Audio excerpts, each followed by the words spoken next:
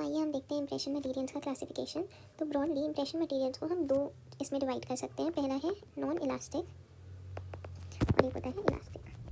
ठीक है, तो एज द नेम सजेस्ट इनकी इलास्टिक रिकवरी जो है वो हाई रहेगी, इनकी इलास्टिक रिकवरी जो है वो लो रहेगी। ठीक है, तो ऑब्वियस सी बात है कि ये ई डेंचुरस इंप्रेशंस लेने में काम आएगा। और ये डेंचुरस, ई डेंचुरस का मतलब होता है कि जिसमें हमारे टीथ प्रेजेंट ना हो। ठीक है, क्योंकि इसकी इलास्टिक रिकवरी नहीं है, तो अगर हमारे टीथ प्रेजेंट रहेंगे तो जब हम वो इंप्रेशन को निकालेंगे तो वो टूट जाएगा, वो फ्रैक्चर हो जाएगा, राइट। तो इसीलिए ई डेंचुरस कास्ट के इंप्रेशन के लिए ही यूज़फुल है, और इलास्टिक इंप्रेशन मटीरियल्स को हम डेंचुरस एरियाज के इंप्रेशन लेने में भी यूज़ कर सकते हैं। तो देखते हैं नॉन इलास्टिक इंप्रेशन मटीरियल्स, जिसको हम फर्दर डिवाइड करते हैं रिजिड और थर्मोप्लास्टिक। ठीक है, थर्मोप्लास्टिक मटेरियल्स कौन से होते हैं? जो हम जब thermo as the name suggest temperature, जब हम टेम्परेचर में कोई भी चेंज करते हैं, ठीक है, जब हम टेम्परेचर फॉर एग्जांपल इंक्रीज करते हैं तो वो अपना नेचर बदल देता है। रिजिड में हमारे पास आएंगे इंप्रेशन प्लास्टर एंड ZNOE। ठीक है, और थर्मोप्लास्टिक में हमारे पास आता है इंप्रेशन वैक्सेस और इंप्रेशन कंपाउंड्स।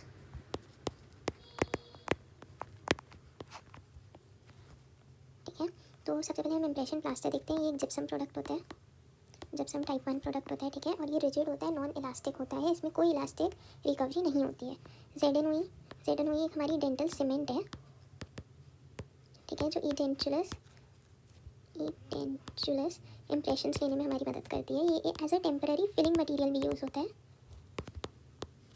ठीक है, ये as a root canal filling material भी यूज़ होता है अलॉन्ग विद गट्टा परछा। ठीक है, इसका इनिशियल सेटिंग टाइम अगर हम देखें तो होता है 3 to 6 मिनट्स।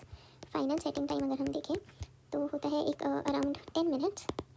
ठीक है, इसकी काफ़ी डायमेंशनल स्टेबिलिटी होती है, ये डायमेंशनली काफ़ी स्टेबल होता है। और इसके अगर हम यूजेस देखें तो ये as a surgical paste use होता है और as a bite registration paste use होता है। बाइट रजिस्ट्रेशन पेस्ट क्या करता है? ओक्लूजल रिलेशनशिप डिटरमाइन करने में हेल्प करता है।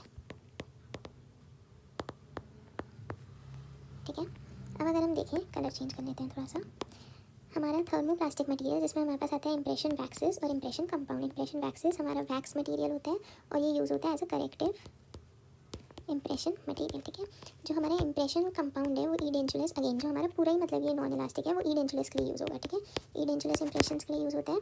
इसमें दो टाइप्स होते हैं, लो फ्यूजिंग इंप्रेशन कंपाउंड और हाई फ्यूजिंग।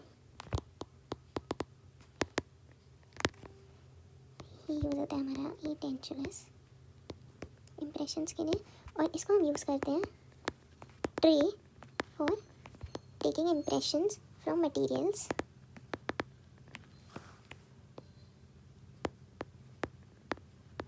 Like ZNOE।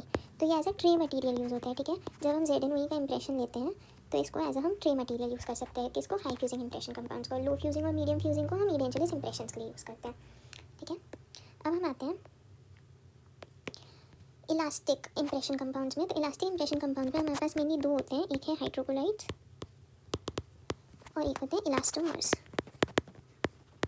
ठीक है, हाइड्रोकोलाइड्स में, अच्छा हाइड्रोकोलाइड्स क्या होता है? वही कोलॉइड जिसमें हमारा जो डिस्पर्सिंग फेज है वो क्या होता है? वाटर, उसको हम बोलते हैं हाइड्रोकोलाइड्स। इसमें दो होते हैं हाइड्रोकोलाइड्स में, एक होता है रिवर्सिबल, एक होता है इरिवर्सिबल। रिवर्सिबल हाइड्रोकोलाइड्स का हमारा एग्जांपल होता है अगार, और इसका हमारा इरिवर्सिबल हाइड्रोकोलाइड्स का एग्जांपल होता है एल्जीनेट। अच्छा, इसको रिवर्सिबल हाइड्रोकोलाइड क्यों बोलते हैं? क्योंकि ये जेल से सोल और सोल से जेल इंटर कन्वर्टेबल रहता है। और इसको हम इरिवर्सिबल क्यों बोलते हैं? क्योंकि अगर ये एक बार जेल से सोल में कन्वर्ट हो गया तो ये वापस कन्वर्ट नहीं होता है सोल से जेल में। ठीक है, हाइड्रोकोलाइड्स के बाद हमारे पास आते हैं इलास्टोमर्स। इलास्टोमर्स को हम इधर ले लेते हैं। तो इलास्टोमर्स में भी हमारे पास बेसिकली 4 टाइप्स होते हैं। एक होता है पॉलीसल्फाइड्स, एक होता है पॉलीईथर्स,